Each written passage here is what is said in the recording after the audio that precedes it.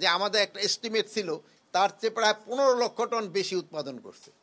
দেশটা যারা বাঁচিয়ে রাখছে এর মধ্যে কৃষকদের অবদান কিন্তু সবচেয়ে বেশি। আমরা কিন্তু এই যে তাদের অবদানটা আমরা কিন্তু অতভাবে প্রকাশ করি না। আপনারা জানেন যে আমরা দায়িত্ব নেওয়ার পরেই মানে প্রায় 5টা ডিস্ট্রিক্টে বন্যা হয়েছিল। একটা হলো কুমিল্লা, তারপরে ফেনী, তারপরে আপনার ওই যে মৌলভীবাজার, 5টার মধ্যে সবচেয়ে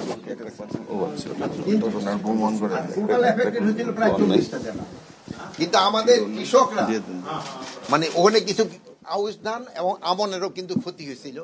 কিন্তু কৃষকরা এই পরিশ্রম করে তারা এই বোরো ধানের যে আমাদের একটা এস্টিমেট ছিল তার চেয়ে প্রায় 15 লক্ষ টন বেশি উৎপাদন করছে। আমাদের কিন্তু 15 লক্ষ টন কিন্তু বেশি উৎপাদন করছে। তারপরেও ওখানে দেখা যায় যে বাজারে হয়তো চাউলের দাম একটু বেড়ে যাচ্ছে 2-3 টাকা। তারপরে আপনি দেখেন যে অন্যান্য বার থেকে আমাদের যে একটা রিজার্ভ, ওই রিজার্ভ কিন্তু অন্যান্য বারের থেকে এবার কিন্তু রিজার্ভও অনেক বেশি আছে। তারপরেও বাজারটা কিন্তু হচ্ছে। তারপরে আপনি আরেকটা দেখেন যে আলু, গতবার যে দামে আপনারা আলু কিনছেন এখন কিন্তু কৃষকরা কিন্তু আলুর দামও পাচ্ছে না। তা আমরা চেষ্টা করতেছি কৃষকরা যেন আলুর দামটা পায়, এই জন্য এটা আমরা ওএমএস এর মাধ্যমে যেন আলুটা দেওয়া যায়, এই জন্য আমরা চেষ্টা করতেছি ওএমএস এর মাধ্যমে আলুটা দেওয়া।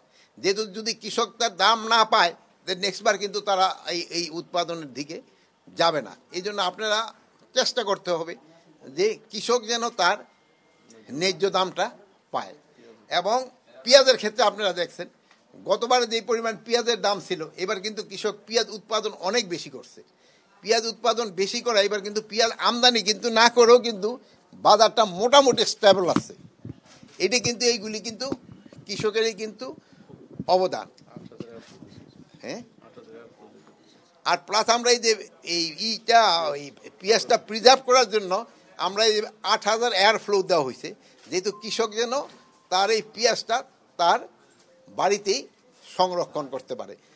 জানেন যে আমাদের কিন্তু পেঁয়াজের ওরকম কোনো ওই হিমাগার নাই।